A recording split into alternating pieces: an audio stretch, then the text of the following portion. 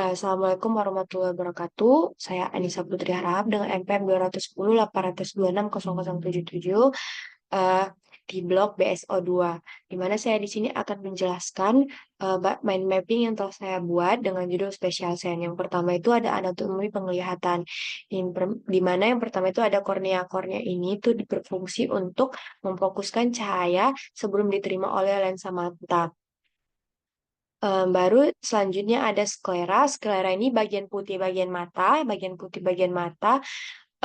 Dia itu berfungsi sebagai dinding keras yang melindungi jaringan di dalam bola mata.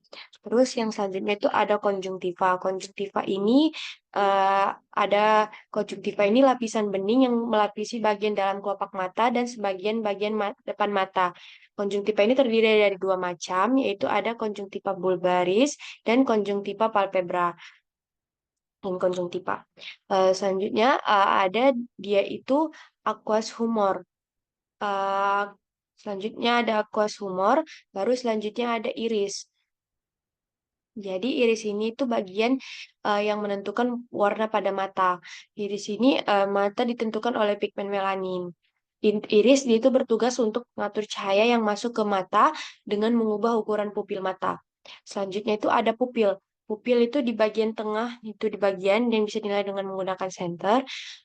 Dia itu menentukan seberapa banyak cahaya yang masuk ke bagian mata. Selanjutnya itu ada lensa. Lensa itu berada tepat di belakang iris dan pupil.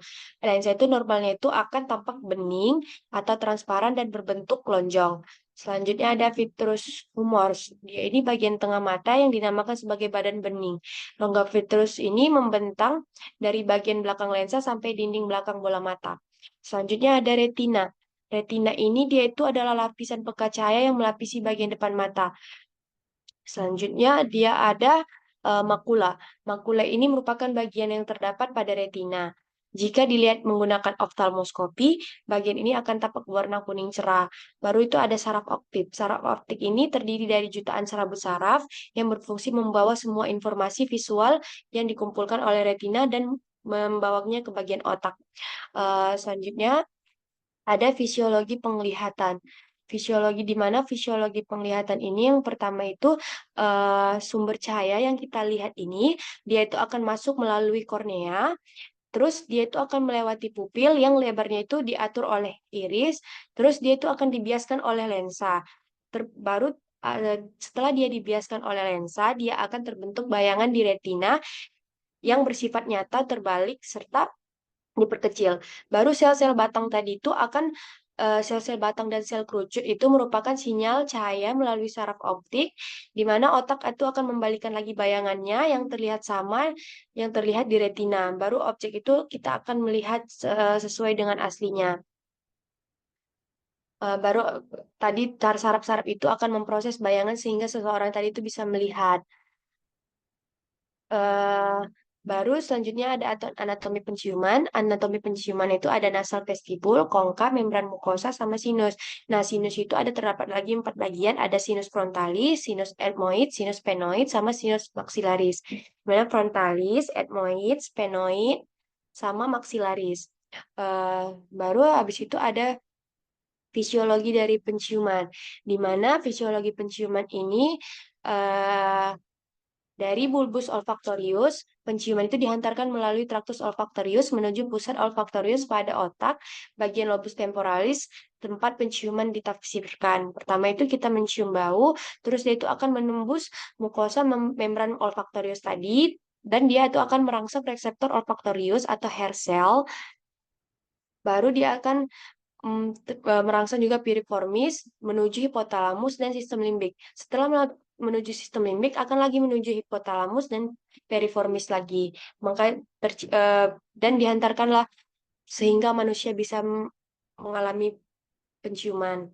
Untuk anatomi pendengaran itu ada anatomi telinga bagian luar, telinga bagian tengah, sama telinga bagian dalam. Di luar itu terdapat pina atau daun telinga, eksternal auditory canal, sama membran timpani.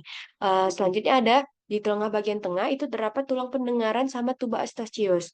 Di dalam tulang pendengar itu terdapat lagi 3 tulang pendengaran. Itu ada malleus, incus, sama stapes.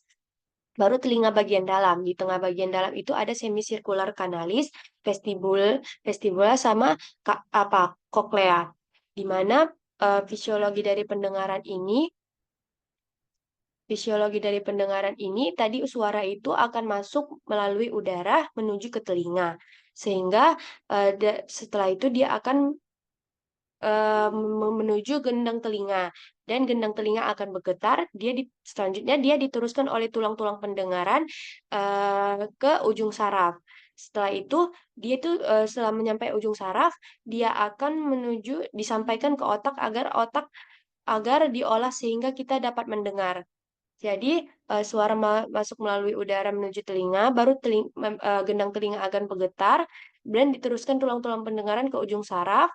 Setelah disampaikan ke ujung saraf, dan dia itu akan menyampaikan ke bagian otak, makanya manusia bisa mendengar. Nah, ini referensi yang saya buat, 3 referensi yang saya buat. Sekian yang telah saya sampaikan, lebih dan kurangnya saya mohon maaf.